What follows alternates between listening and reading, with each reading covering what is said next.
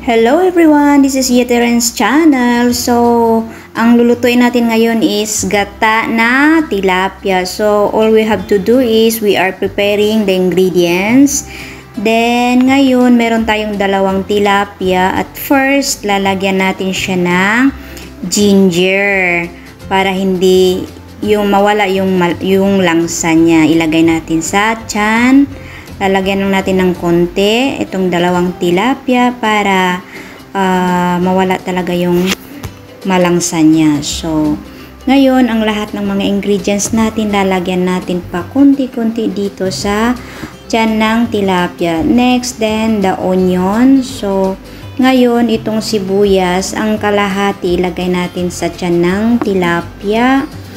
So, para masarap siya sa pagluto mamaya. Sa totoo lang, ito yung paborito kong isda na tilapia, gataang tilapia or yung pritong tilapia, yun talaga yung pinaka-paborito ko. So, next ilalagay natin is yung kamatis or tomato. Lalagyan natin siya ng konti.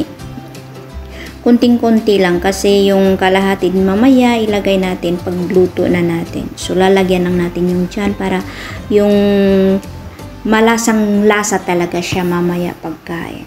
So, ito lang ang gagawin natin pag nag-craving tayo. So, magluto tayo ng masasarap na pagkain. Diba? Yung Filipino food. Next is yung lemongrass. Kung sa Bisaya pa is tanglad. Ito, magbigay siya ng magandang amoy. Ano ba yun sa tawag? Humot.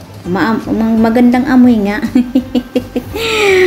Okay, magluto-luto tayo. Luto-lutuan tayo ngayon para mawala yung crave natin. So, mamaya-maya, pag maluto na to, titikman natin at dito, napakasarap talaga. So, lalagyan lang natin ng ingredients. And next, yung chili na malalaki. Ito, hindi naman siya gaano kaanghang. Masarap naman din to ilagay. Ito talaga ang perfect na mga ingredients na ilalagay natin sa ginataang tilapia. So, ayan, punong-puno na yung tiyan ng ating isda. Ayan po. Tapos, ayan, ayusin lang natin ng para maganda. Tapos, yung kamatis, lalagay natin dito sa gilid-gilid. Yung iba pang mga ingredients, ilagay sa mga gilid-gilid lang para lang siya. Ayan. Para makikita talaga na masarap siya mamaya. Ayan. So, ito na po. Ito na po yung paglagay natin. So, ngayon, ang gagawin natin is maghanda tayo ng paglutuan. So, ready to cook. Unang-una ilagay natin yung tilapia at saka yung ibang ingredients kasi hindi naman natin inubos kanina na ilagay sa tiyan ng isda. So, ngayon, dito ilalagay na natin. Ayan, unahin natin yung kamatis. So, i-adyan lang natin lagay sa mga gilid-gilid para mamaya masarap yung lasa niya. Ayan, so, kunti-kunti lang ilagay natin sa gilid. Then, the next is yung lemongrass. Ayan, ilalagay lang natin sa gilid. Hiwa-hiwain lang natin ng maliit yung lemongrass. Tapos, next is yung sibuyas. Lagay lang natin sa ibabaw. Ayan. Ilagay natin ha. Tapos, masarap na to mamaya. Ayan lang, dahan-dahan natin ilagay to. Pagkatapos, etong ginger. Kasi hindi naman natin to inubos kanina sa tiyan ng isda paglagay. So, kailangan din natin ilagay dito sa labas. So, ayan, lang natin dyan. Ibubud lang nato sa ibabaw ng isda. Ayan, may 3 piraso na sili, yung 3 sili. Pero hindi naman to maanghang.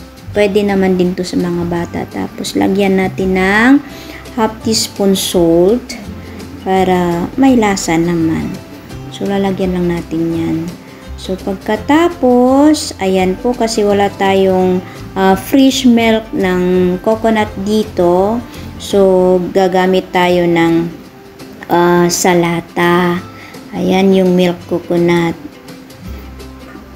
Kasi wala naman tayong dito, wala tayong niyog, no? Wala tayong mabilin na niyog, so gagamit tayo ng nasa lata. And then optional lang, depende sa inyo kung gusto nyong magamit ng magic syrup. So ako is gustong-gusto ko yung magic syrup para pampalasa na din. So perfect match yan. So tatakpan natin.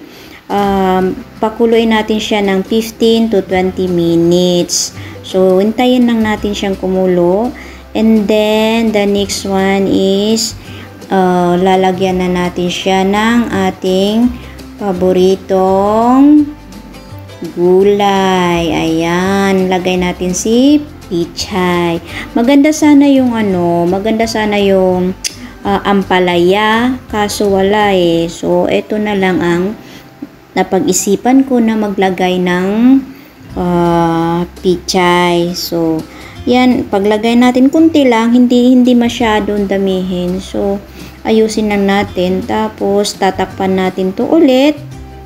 Pagkatapos nating tatakpan, pakuluin lang siya ng kunti. Tamang-tama din na lumambot din yung pichay natin. So, antayin na lang din natin. Pakuluin lang natin to saglit para lalambot si pichay. So, ngayon is, ayun na. Okay na siya, ready na siya para kainin. Ready to serve na yan. So, ayan po. Masarap to. Talagang, amoy pa lang. Talagang perfect. Ayan, sobrang perfect po. Kahit sa amoy lang. Talagang parang sarap na sarap talaga. So, ngayon is, i-prepare na natin siya. I-transfer natin siya sa plato. Ayan po. So, lagay lang natin siya sa plato and then, ilagay natin yung pichay sa top niya. Ayan po. Masarap sana yung ampalaya, kaso wala eh. Yun ang pinakamasarap sana dito, pero wala. So, yan lang muna ang ating gagamitin, si pichay. So, itap lang natin siya dito sa itaas. Ayan po. So, masarap. Sobrang sarap. So, let's kain na tayo. It's yummy, yummy time. So, thank you for watching.